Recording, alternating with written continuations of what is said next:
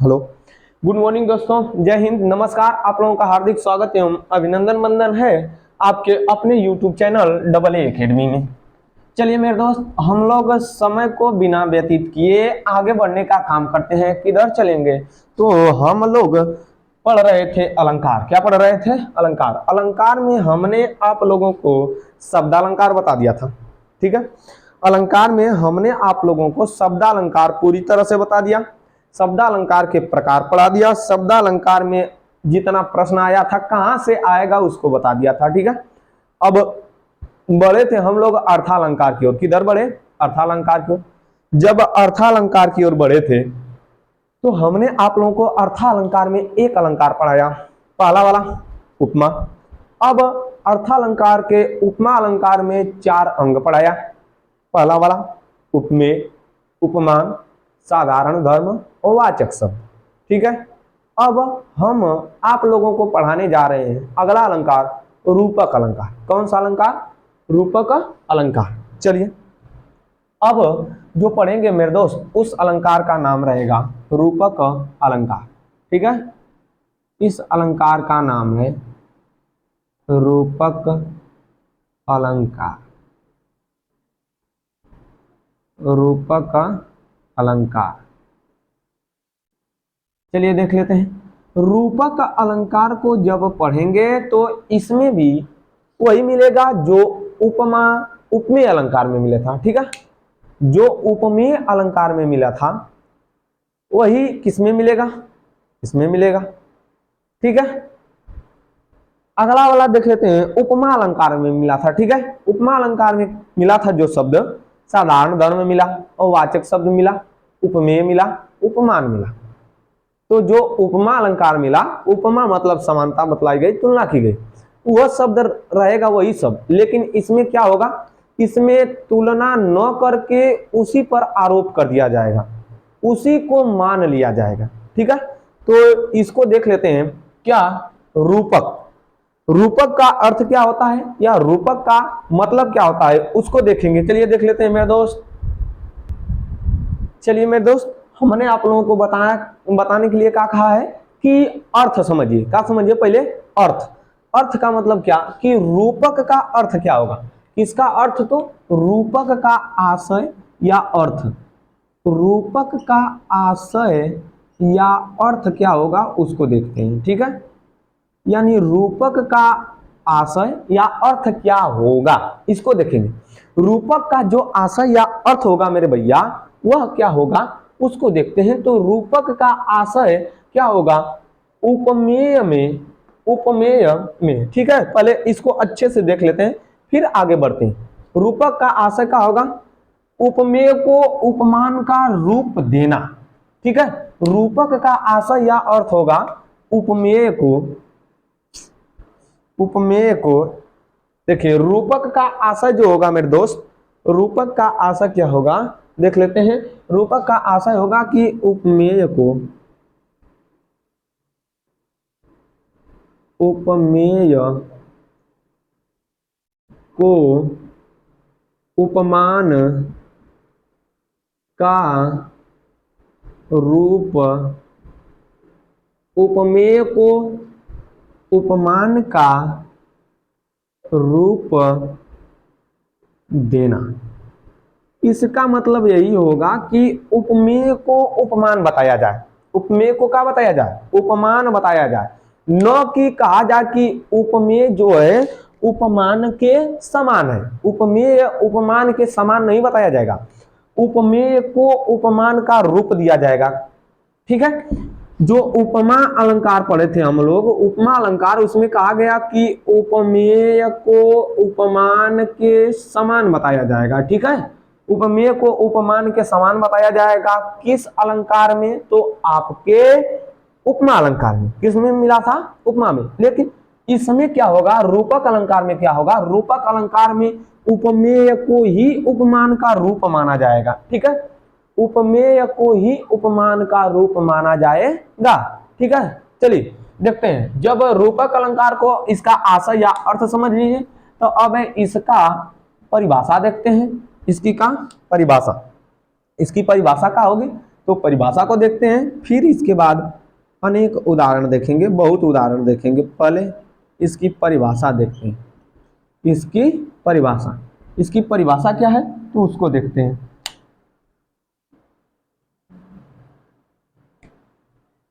Shortcut में पहले देखिए, या तो लॉन्ग वाला, पहले शॉर्टकट देखते हैं। शॉर्टकट में बताते हैं, फिर इसके बाद लॉन्ग वाला बता देंगे। मतलब शॉर्टकट का मतलब कि जाने के लिए दो गो रास्ता होता है, एक शॉर्टकट एक लॉन्ग। तो लॉन्ग वाला मतलब समझाएंगे बताएंगे, लेकिन शॉर्टकट सुनिए। शॉर्टकट में क्या है, शॉर्टकट में जो होगा मेरे दोस्त उसमें है कि जहां उपमेय उपमान में कोई अंतर न हो, जहां उपमेय और उपमान, जहां उपमेय और उपमान में कोई अंतर न हो। अब सुनिए, यह बतिया न मेरे भैया हम ऊपर बताए हैं कि उपमेय को उपमान का रूप देना। जब उपमेय को उपमान का रूप दे देंगे तो उपमेय और उपमान में कोई अंतर नहीं रहेगा। सही बात है, जहां उपमेय और उपमान में कोई अंतर न हो, मतलब ई कि हमार भयवा एकदम सेम टू सेम हमारे मती होखा, चाहे हम अपने भयवा मती सेम टू सेम होखी, एक बतिया। ठीक है, या तो देखा हमार भयवा हमारे मती समान काम कर ले, या तो ओकरे मती हम एकदम समान काम कर ले, तो उपमा कौन सा अलंकार, उपमा अलंकार। लेकिन हमार और हमारे भाई के काम में दोनों के एकदम का बताया जाए कि दोनों एक का हुआ सोन, दोनों एक का हुआ, ये बात है।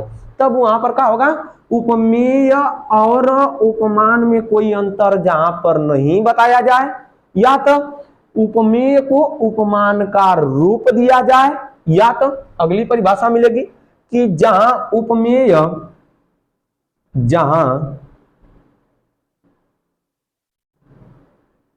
जहां जहां क्या होगा, जहां उपमेय में, जहां उपमेय में उपमान का अभेद रहित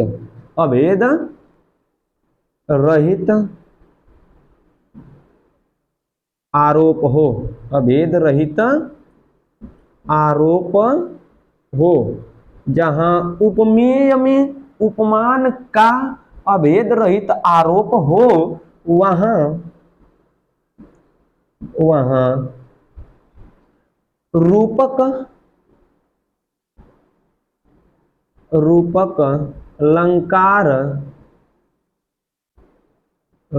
अलंकार होता है, वहां रूपक अलंकार होता है। मतलब ई कह रहा है, यह सब बतिया तीनों एक है। सुनिए, हमने बताया कि उपमेय को उपमान का रूप दे दिया जाए, उपमेय को उपमान का दिया जाए, रूप दे दिया जाए या रूप दिया जाए। दूसरा वाला बताएं कि उपमेय और उपमान में कोनो अंतर ना होकर। ठीक है, तीसरा वाला बताए हैं कि उपमेय में, किसमें, उपमेय में किसका, उपमान का हो, आरोप हो, कैसा आरोप हो, अभेद मतलब बिना भेद का, बिना भेद का मतलब ही कि दोनों समान ना हो, दोनों एक का मत हो, दोनों एक का मत हो। जब समान हो जाएगा उससे तुलना कर दी जाएगी तब उपमा अलंकार, और जब अभेद रहित आरोप कर दिया जाएगा, जब अभेद रहित आरोप कर दिया जाएगा मेरे भैया, तब कौन सा अलंकार होगा, तो तब आपका रूपक अलंकार होगा। कौन सा अलंकार, रूप अलंकार। तो आशा करता हूं कि यह आपको समझ में आया होगा। अब मैं इसके उदाहरण की ओर बढ़ रहा हूं। ठीक है, इसको मिटाता हूं, जल्दी से स्क्रीनशॉट लेना हो तो ले लीजिए। अब हम इसके उदाहरण की ओर बढ़ेंगे। चलिए देखिए,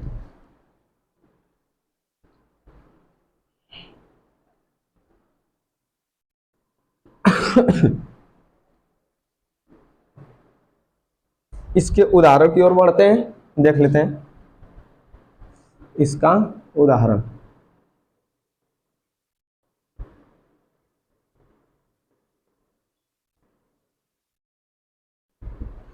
किसका उदाहरण? तो रूपक अलंकार का उदाहरण। रूपक अलंकार के उदाहरण में मिलेगा पहला वाला आपको चरण कमल बंदव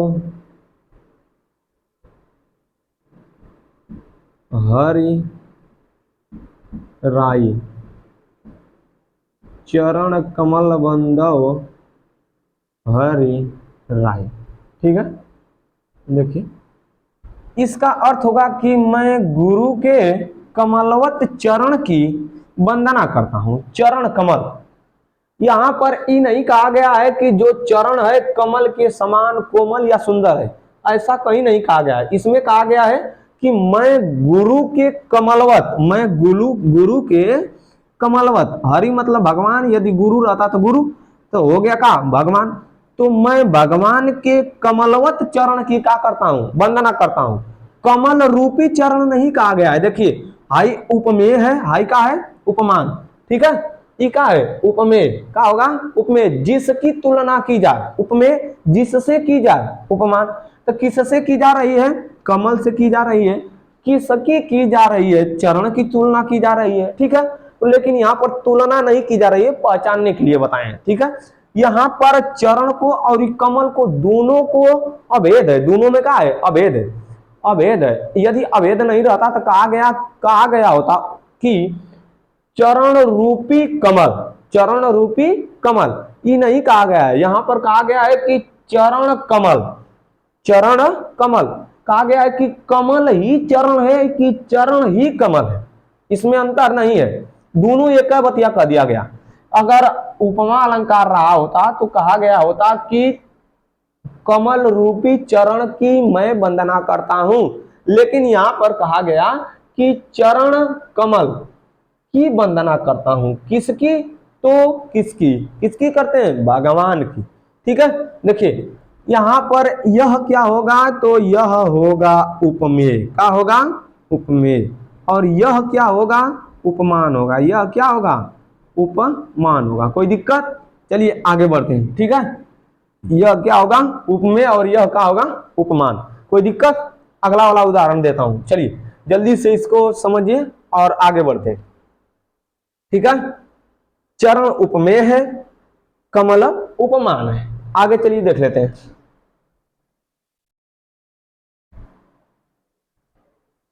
अगला वाला आपको उदाहरण मिलेगा कि अंबर पनघट में डूबो रही। देखिए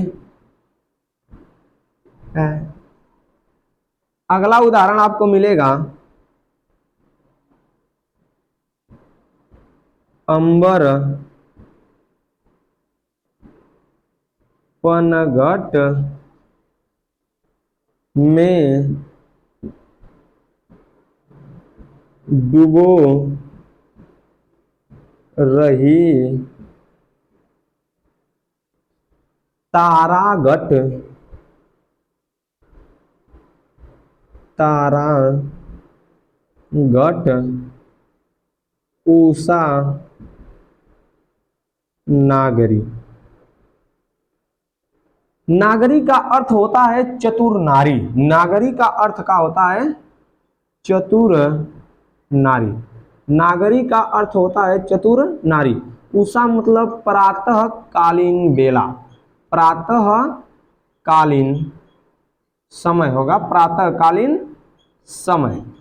अंबर पनघट यही में है भैया, इसी में है और कहीं नहीं है, उधर कुछ नहीं है। उसको देख लेंगे, उसको भी समझाएंगे, उधर होगा तो बता देंगे। लेकिन इधर देखिए अंबर पनघट, अंबर मतलब होता है आकाश, अंबर मतलब आकाश, अंबर मतलब आकाश। यह कहां से लिया गया है? गीत नामक शीर्षक से लिया गया है। गीत पढ़ेंगे तो उसमें देखिएगा क्या है कि अंबर पनघट में डूबो रही तारागट उषा नागरी। कविता पढ़े होंगे कि बीती विभावरी जागरी अंबर पनघट में डूबो रही तारागट उषा नागरी। बीती विभावरी जागरी अंबर पनघट में डूबो रही तारा घट उषा नागरी बीती विभावरी जागरी बीती विभावरी जागरी अंबर पनघट में डूबो रही तारा घट उषा नागरी तारा घट उषा नागरी बीती विभावरी जागरी। मतलब क्या पूरा पंक्ति हम नहीं लिखे हैं, जितने में अलंकार है उसको ही लिखे हैं। यह गीत नामक शीर्षक से है, कक्षा 12वीं में मिल जाएगा मेरे दोस्त। ठीक है, इसको देख लेते हैं। अंबर पनघट, पनघट मतलब होता है क्या? पनघट मतलब तालाब, पनघट मतलब तालाब। तारा घट मतलब घड़ा, घट मतलब घड़ा, घट मतलब क्या होगा? घड़ा। उषा मतलब प्रातःकालीन बेला रूपी, बेला रूपी चतुर नारी। इसका अर्थ होगा कि अंबर पनघट, अंबर मतलब आकाश रूपी, पनघट मतलब तालाब में, डुबो रही मतलब डुबा रही है, तारा घट तारा रूपी घड़ा को, उषा नागरी मतलब प्रातःकालीन बेला रूपी चतुर नारी। प्रातःकालीन बेला रूपी यानी प्रातःकालीन के समय में जो तारे टिमटिमाते हैं आकाश में, कवि ने यहाँ पर तारा में जो आकाश टिमटिमा रहा है उस तारे को क्या बता दिया है? घड़ा बता दिया है। क्या बताया है? घड़ा बताया है। और पूरे आकाश को एक तालाब बताया है। क्या बताया है? पूरे आकाश को क्या बताया है? तालाब बताया है। यहाँ तालाब से और घड़ा से तुलना नहीं की गई है, पूरे आकाश को ही कवि ने तालाब बता दिया। ठीक है, कहा कि अंबर पनघट, ये नहीं कहा कि अंबर रूपी पनघट, ये कहा कि अंबर पनघट। अंबर पनघट यानी आकाश रूपी, आकाश रूपी। उससे तुलना नहीं की गई है कि जो आकाश है तालाब के समान है, ये नहीं कहा गया है। आकाश को तालाब के समान नहीं बताया गया है, या तालाब को आकाश के समान नहीं बताया गया। पनघट क्या होगा? उपमेय। अंबर उपमान होगा। पनघट क्या होगा? उपमेय होगा। पनघट क्या होगा? उपमेय होगा। यदि तुलना की जाती तो किसकी की जाती? तालाब की तुलना आकाश से की जाती, लेकिन यहाँ पर तो तुलना की नहीं जा रही है। यहाँ पर दोनों को अभेद रहित का बताया गया है, आरोप बताया गया है। कहा गया है कि अंबर यानी आकाश रूपी तालाब में, आकाश रूपी तालाब में, यहीं पर है आपका अलंकार, रूपक अलंकार। ये नहीं कहा गया। अंबर क्या मिलेगा मेरे दोस्त? अंबर मिलेगा उपमान। अंबर क्या होगा? उपमान होगा। अंबर होगा उपमान, पनघट होगा उपमेय। पनघट क्या होगा? उपमेय। देखिए, अगर कहता कि पनघट रूपी तालाब को अंबर से तुलना कर दी गई होती तब तो ठीक है, तुलना नहीं की गई। इसमें कहा गया क्या? इसमें ये कहा गया कि जो हमारा आकाश है ना, ये तालाब है। आकाश का है? तालाब है। या तालाब कैसा है? आकाश रूपी तालाब है। ठीक है, अब अगवा बढ़िए फिर बताएं। तारा घट, तारा रूपी घड़े को, तारा रूपी घड़े को, तारा रूपी घड़े को कहां? अंबर रूपी तालाब में, अंबर रूपी तालाब में। कौन? प्रातःकालीन बेला रूपी नागरी मतलब चतुर नारी। उषा मतलब प्रातःकालीन समय, प्रातःकालीन बेला रूपी चतुर नारी रात रूपी घड़े को, अरे तारा रूपी घड़े को अंबर रूपी पनघट में क्या कर रही है? डुबो रही है। क्या कर रही है? डुबो रही है। तारे टिमटिमा रहे हैं, उस समय का वर्णन है। ठीक है, तो यहाँ पर घड़ा क्या होगा? उपमेय होगा। घड़ा क्या होगा? उपमेय। तारा क्या होगा? उपमान होगा। तारा क्या होगा? उपमान होगा। नागरी मतलब चतुर नारी। नारी की तुलना किससे की गई है? नारी, अच्छा तुलना नहीं की गई है। नारी को किसके समान बताया गया है? प्रातःकालीन बेला के समान। तो नारी यहाँ पर यदि मिलेगा तो उपमान, अरे उषा जो प्रातःकालीन बेला है वह मिलेगा उपमान। नागरी मतलब चतुर नारी क्या मिलेगी? उपमेय मिलेगी। क्या मिलेगी? उपमेय। ठीक है, क्या मिलेगी मेरे दोस्त? उपमेय मिलेगी। ठीक है, चलिए आगे देखते हैं। चलिए मेरे दोस्त, आशा करता हूं कि आप लोग भी स्क्रीनशॉट ले लिए होंगे या समझ लिए होंगे। इसके बाद हम आप लोगों को अगला उदाहरण देते हैं, किसका, तो रूपक अलंकार का। रूपक अलंकार का अगला उदाहरण देते हैं। चलिए देखिए, रूपक अलंकार का अगला उदाहरण क्या मिलेगा, तो वह भी अच्छा उदाहरण है, उसको भी देख लेते हैं। अच्छा उदाहरण क्या है, तो इसमें कहा गया है, क्या कहा गया है कि संतो भाई आई ज्ञान की आंधी रे। संतो भाई, यह उदाहरण जो है यह कबीरदास का है। किसका है, कबीरदास। संतो भाई आई ज्ञान की आंधी, आंधी रे। संतो भाई आई ज्ञान की आंधी रे। ठीक है, संतो भाई मतलब हे सज्जन लोग, हे सज्जन लोग। आई मतलब आ गई है, क्या हुई, आ गई है। क्या आई है, आंधी आई है। क्या आई है, आंधी। वह आंधी कैसी है मेरे दोस्त, तो ज्ञान रूपी आंधी है। ज्ञान की आंधी आई है। ऐसा लग रहा है कि अब पूरा संसार क्या हो गया है, ज्ञानी हो गया है। पूरा संसार का हो गया है, ज्ञानी हो गया है। देखिए, ज्ञान का और आंधी का अभेद रहित आरोप है। ज्ञान का और आंधी का क्या है, अभेद रहित आरोप है। ठीक है, अब हमको ये नहीं कहा गया है कि ज्ञान रूपी आंधी आई, ये कहा गया है, हाँ यह कहा गया है ज्ञान रूपी आंधी आई। ये नहीं कहा गया है कि ज्ञान के समान आंधी आई।